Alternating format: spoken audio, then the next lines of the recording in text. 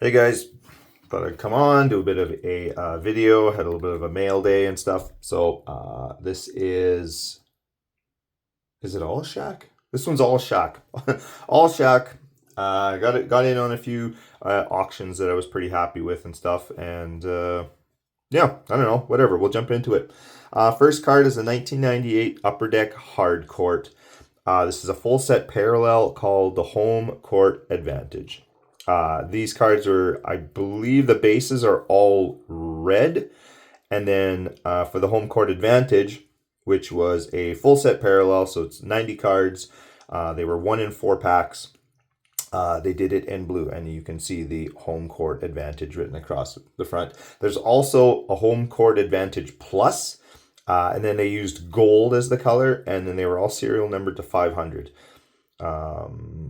Kind of always looking for one of those that isn't a ridiculous price, but these ones, they do not have to be, as you can tell, they do not need to be off center by very much because they have the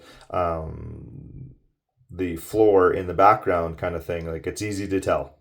So centering is a big issue, and these ones, what I've noticed, any of the ones that I've looked at, back chipping. This one's actually, believe it or not, quite good. The back chipping can be pretty horrendous. It's because it's a little bit thicker card, and yeah, whatever. I like it. Number 2, we have some 1994 Upper Deck Predictors. These were the pack pull. These are the game cards. They have all the whatever the stuff to the contest rules and that.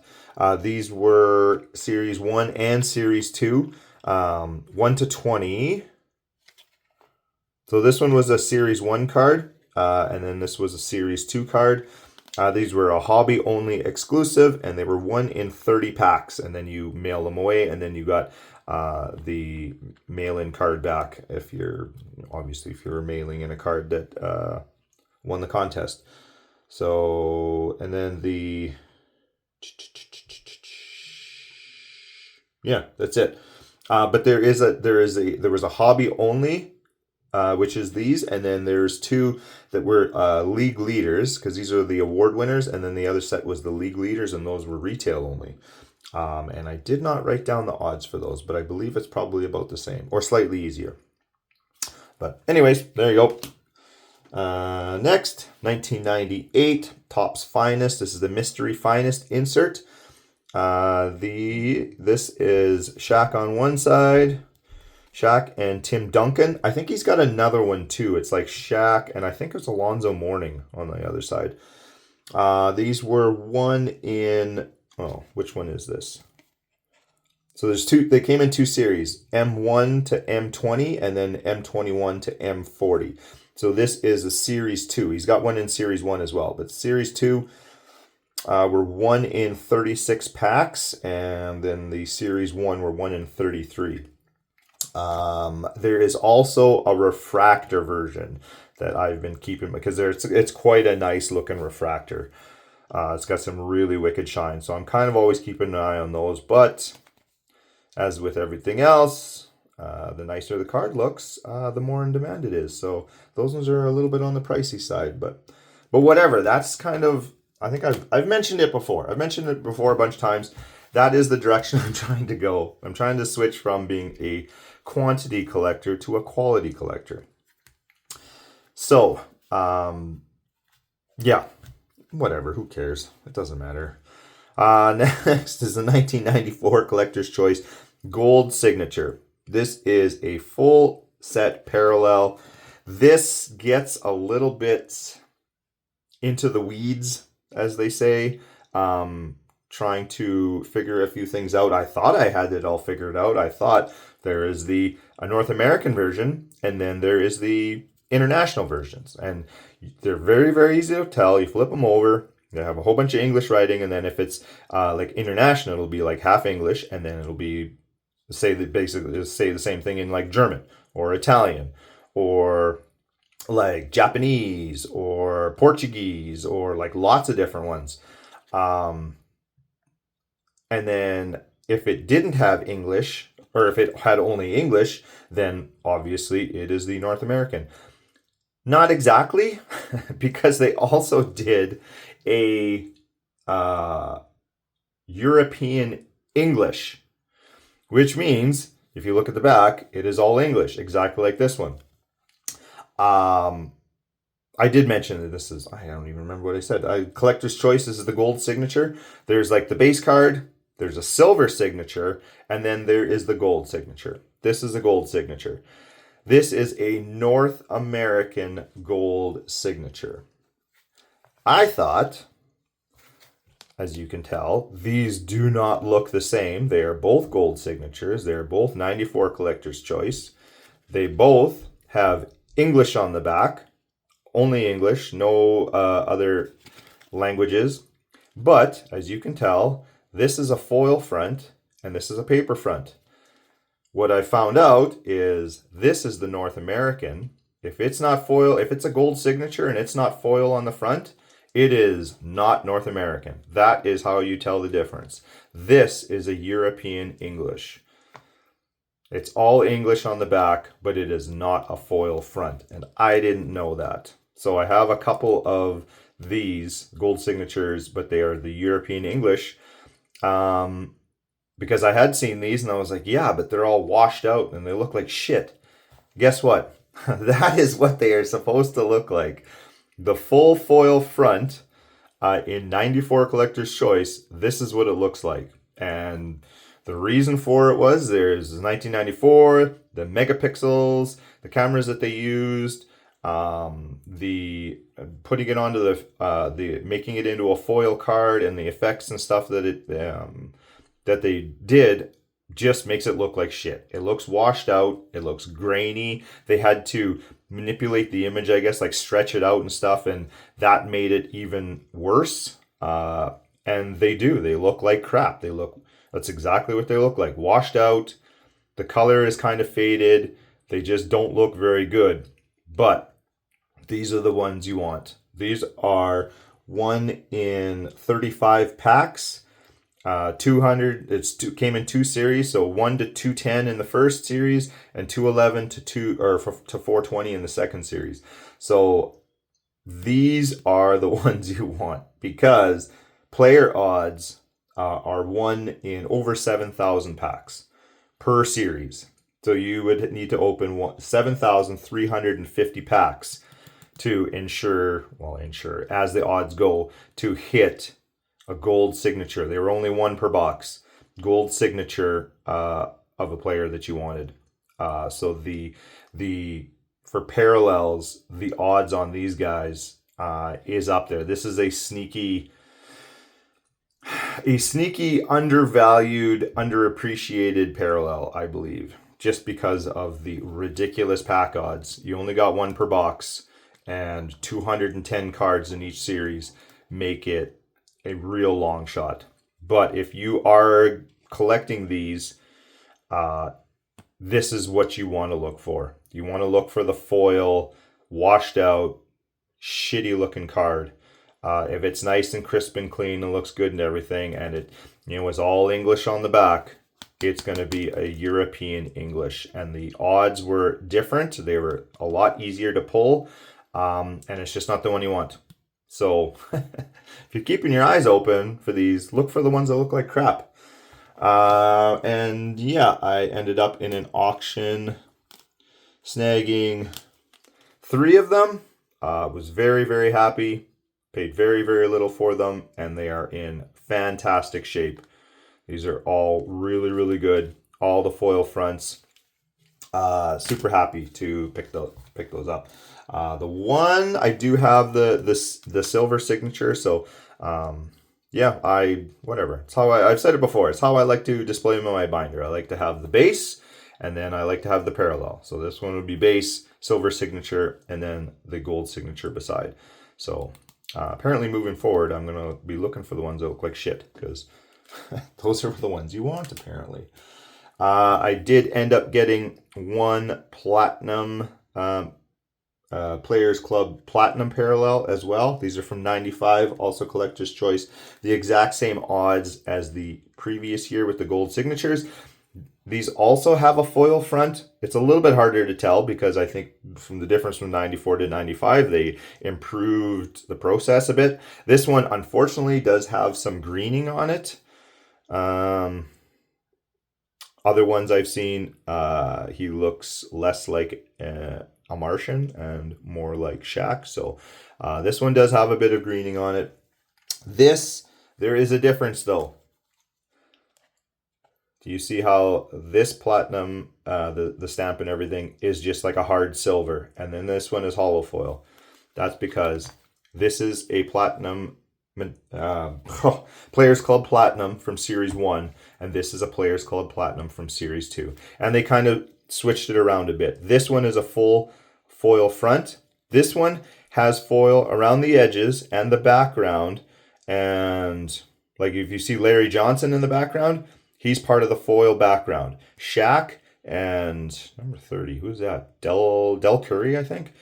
Shaq and Del Curry are not in foil, but everything around the edges and the background and the players in the background and everything are foil, and then these two images are not. And they put the stamps in hollow foil. Series 1, it is a full foil front. That's part of the reason it doesn't look very good, and there's a bit of greening on it. And the Players Club Platinum stamp is in hard silver. So another slight difference from Series 1 to Series 2. So, but yep, those ones. Next, I was pretty happy to spot this. Came up in an auction. Guy just had it listed as the 96? 95 Upper Deck Electric Court. He had a couple electric quartz in there, and he just called them all electric quartz, and he did not bother to mention that this one, as you can see, is the electric quart gold. But whatever. Other guys that were in the auction noticed that as well. Electric quartz can be tricky because guys like to take the pictures. I happen to have this one in the base electric quart, but they will get it just right in the light, and they'll take a picture, if I can get it, so that it's more of like a gold color. It doesn't look the silver or the hollow foil. They'll take a picture and be like, oh yeah, that's an electric quart gold. It's not. There is a big difference that you can really only tell when you get them like side by side. But the electric quart, the gold, it is gold. Like you move it around in the light and it's basically gold all the time. These ones, you can tell there's definite silver, but guys like to be tricky. Like look at that. You take a picture like that. Tell me the difference. They look pretty damn similar, but guys do that on purpose. Every other time, it's going to have a completely different effect to it. And I didn't know this. I didn't even know this until I picked up this one. But on this particular one, because it is the All NBA, second team, second team. This stamp is like a hard gold for the regular electric quart, and then it is like more of a shimmering hollow foil, and which is way harder to tell, but the Upper Deck symbol too does it. But the biggest way to go is to look at the gold and make sure that it is basically gold from one side to the other, because the other electric quart, even when you can kind of get it gold, you can see like it's not solid gold from one side. Oh, Jesus Christ. It's very difficult. It's very difficult to tell when guys get them online, because they can manipulate it enough. Like take a picture like that, you would have a hard time telling if that was a regular electric quart or a gold. And that worried me a bit because he did not label it as an electric quart gold. He labeled it as a regular electric quart, and I was like, you mother... That shows up. It showed up in the mail, and I couldn't wait. I just had to rip it open and just check. And as soon as I saw it, I was like, oh God, it is the gold. Okay, good. Yeah, and this one showed up, and it is in very nice condition. I was very, very happy with that. This also has like it depends on what series. This is a series 1. It goes 1 to 180, and then 181 to 360. per series. So this is in a series 1. It means this is a box hit. This is 1 in 35. The series 2 were 1 in 27 packs. And this was retail only, retail exclusive. So yeah, another box hit. I just scored good this last little round. Next, starting to get into the last. Those are all quality over quantity, I would say. This is a 2004. I am moving into the 2000s. It still has to be playing years. I'm not interested in anything that's not playing years, unless it's like a autograph or a jersey card or something like that. But this is playing years, obviously. 2004 Topps Chrome. This is a refractor, full set parallel, 220 cards. These were 1 in 4 packs. Beautiful. Love it. Fantastic. The guy who shipped it in a top loader with no goddamn penny sleeve. Like, good. It's 2026, you guys. People are still doing that. And it came, the top loader it came in was just a yellowed, 30-year-old top loader. It looked like crap, which usually I like seeing, but because it means that probably that card's been in that top loader for a very long time, but obviously not, because I think into the 2000s they made top loaders that didn't yellow anymore. That would be like an early 90s kind of thing. Is that? Oh no, that's on the thing. Yeah, so very happy to have this one. I am definitely hunting a lot more like refractors and stuff that's a little bit better quality. Speaking of which, another refractor. This is the 1996 Bowman's Best. This is another full set parallel, 125 cards. These were 1 in 12 hobby packs or 1 in 20 retail.